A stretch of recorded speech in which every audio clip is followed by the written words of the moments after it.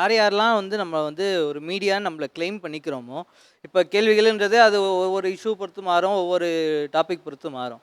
ஆனால் மீடியான்னு கிளைம் பண்ணிக்கிறவங்க வந்து ஒரு அடிப்படையாக புரிஞ்சுக்க வேண்டியது என்னென்னா, அவங்க வந்து ஒரு தொண்டு நிறுவனம் இல்லை. அவங்க வந்து எந்த ஒரு வித மக்களுக்கு வந்து காசு கொடுக்குறதோ இது பண்ணுறதோ பண்ண வேண்டிய அவசியமே இல்லை. They are just a medium. அவங்க வந்து இங்கே இருக்கிறதுங்க அங்கே வந்து சொல்லக்கூடிய நபர்கள் தான்.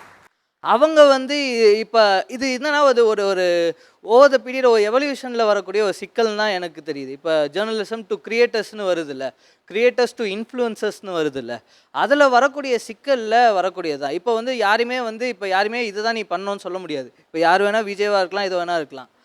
நீங்கள் வந்து ஒன்று துருராத்தேவாக இருக்கலாம், இல்லாட்டி வந்து நீங்கள் வந்து பயில்வானங்கன்னா இருக்காதீங்க. மினிமமாக ஒரு மதன் கௌரியாக இருங்கன்னு சொல்கிறது தான். நான் ஒருத்தர் நல்லது பண்ணுவான்னு சொல்லி நம்ம சொல்லிட்டே இருந்தால் அது நல்லது பண்ண மாட்டான். நம்ம லைட்டாக அதை தூண்டணும். நம்ம ஒரு காசு கொடுக்கறதுனால அது இன்னும் 4 பேருக்கு இன்ஸ்பிரேஷன் ஆகும், அவனுக்கு கொடுக்க ஆரம்பிப்பான். ஸோ நல்லது பண்ணுறது எந்த வகையில் தப்பு கிடையாது. இவங்க பாயிண்ட் அவுட் பண்ணுறது எல்லாமே பயில்வான் ரங்கநாதன், அப்புறம் வந்து ஒரு விஜே வந்து கம்மியாக ட்ரெஸ் போட்டாங்க. இப்போ நான் சொல்கிறேன், சேட்டலைட் சேனல் இருக்குது, நிறைய பத்திரிக்கை இருக்குது, கிசு எழுதாத பத்திரிக்கை இல்லவே இல்லை. இவங்க அதை தான், அது யார் எழுதுறா, அது ஜேர்னலிஸ்ட்டை படித்தவங்க தான் எழுத சொல்கிறாங்க. இவங்க நாளைக்கு அந்த கம்பெனிக்கு வேலைக்கு போனாலுமே இவங்க அதை எழுதுக்கு நிர்பந்திக்க விடுவாங்க, இல்லை வேலையோடு தூக்குவாங்க. இவங்க அந்த இடத்துல அப்போ என்ன பண்ணுவாங்க, ஓகே டிஆர்பிக்காண்டி ஒர்க் பண்ணணும், ஸோ இப்போ நிறைய பேர் பார்க்கணும், நம்ம மேகசினை வாங்கணும். அந்த டைமில் இவங்க எல்லோ மேகசின், அதாவது எல்லோ பத்திரிக்கை சொல்ல மாட்டாங்க. இது எல்லாமே அவங்க அந்த சூழ்நிலைக்கு ஏற்ற மாதிரி மாறிக்கிறாங்க. இவங்க எக்ஸாம்பிள் சொல்லும் போது எவன் தப்பு பண்ணானோ அவனை மட்டும் பாயிண்ட் பண்ணி சொல்கிறாங்க, எவன் நல்லது பண்ணானோ அதை சொல்லவே இல்லை. ஆமாம் சார், இப்போ அதுலேருந்து தானே இயல்பாகவே வருது. இப்போ நம்ம வந்து 4வது தூணுன்னு சொல்லும் போது இந்த மிச்ச 3 தூண்கள் பண்ணக்கூடிய பிரச்சனைகளையும் இல்லாட்டி சிக்கல்களையும் கேள்வி கேட்கறது தான் ஜேர்னலிசமுடைய வேலைன்னு சொல்கிறோம்.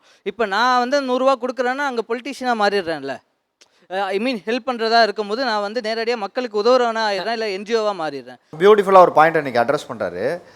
ஜேர்னலிசம்க்கும் ஆக்டிவிசம்க்கும் ஒன்று இருக்குது, ஓகேங்களா? நீங்கள் என்ஜிஓவாக மாறுறீங்க, ஒரு ஆக்டிவிஸ்ட்டாக மாறுறீங்க, ஒரு சோஷியல் ஆக்டிவிஸ்ட்டாக நீங்கள் மாறுறீங்க. அப்போ நீங்கள் யார்? நீங்கள் விஜேவா, சோஷியல் ஆக்டிவிஸ்டா, இல்லை ஜேர்னலிஸ்டா?